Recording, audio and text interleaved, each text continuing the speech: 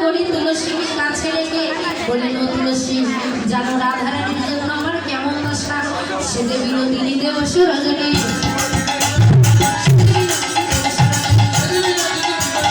অন্তরে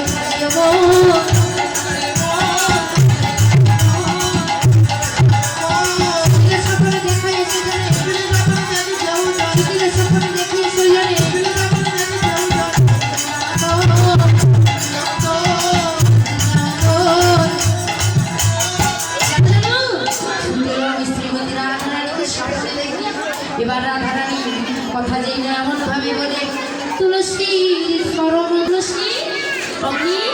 রাধারানীর কান্না আরো দ্বিগুণ বেড়েছে। কেন?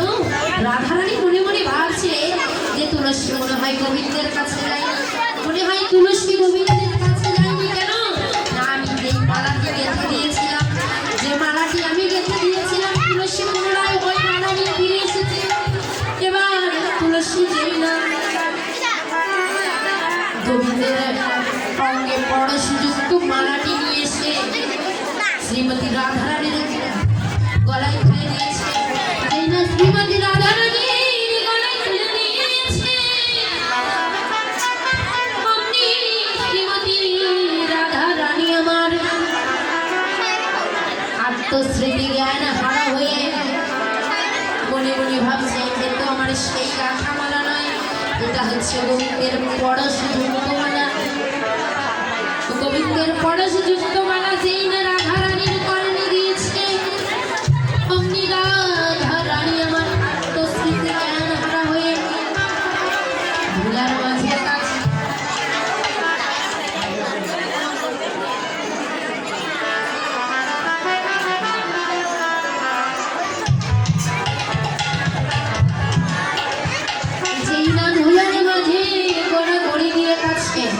তুলসী গিয়ে বলছে, ঠিক কাঁদিস না।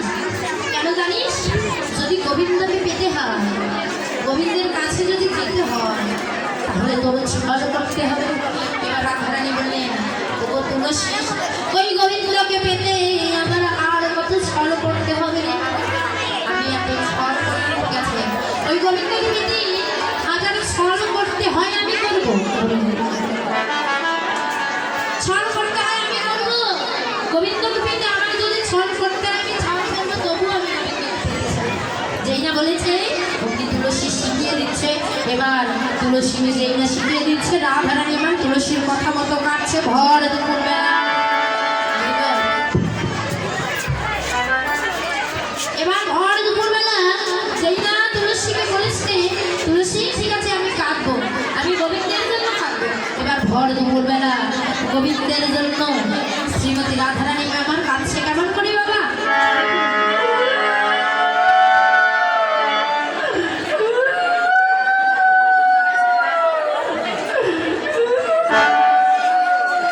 ও মা, এবার জটিল মনে মনে ভাবছে, কি হলো, কে কাছে ভর দুপুরবেলা এমন করে আবার কাছে।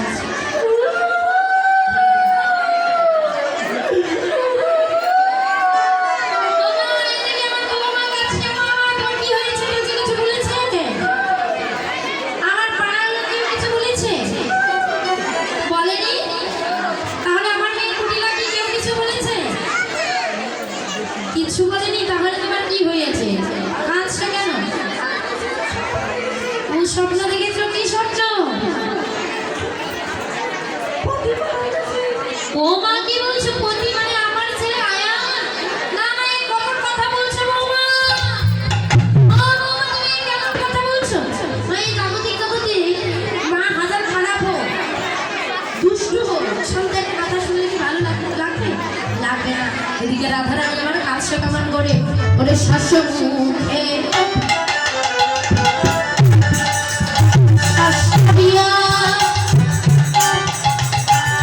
যেই না বলছে, বৌমা তুমি কেন কাছে? এবার রাধারানী বললে কি জানো, ওরে হাতের শাখা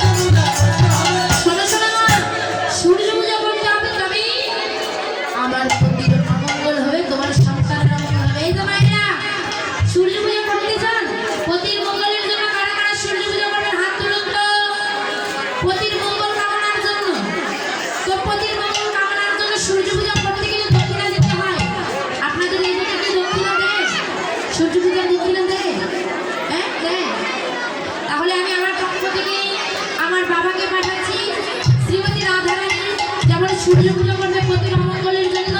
তা আপনারা যারা যারা প্রতি মঙ্গলের জন্য সূর্য পূজা করবে, ঠিক তেমনি প্রতির যদি মঙ্গল কামনা করতে সূর্য দেবতা পূজা করতে চান, তাহলে সবাই দক্ষিণা দান করবেন। প্রতি মঙ্গল কামনার জন্য যে যা পাবেন দক্ষিণা দান করবেন। আমি আমার পক্ষ থেকে আমার পিতাকে পাঠাচ্ছি। তাই গৌর হরি বল, হরি হরি।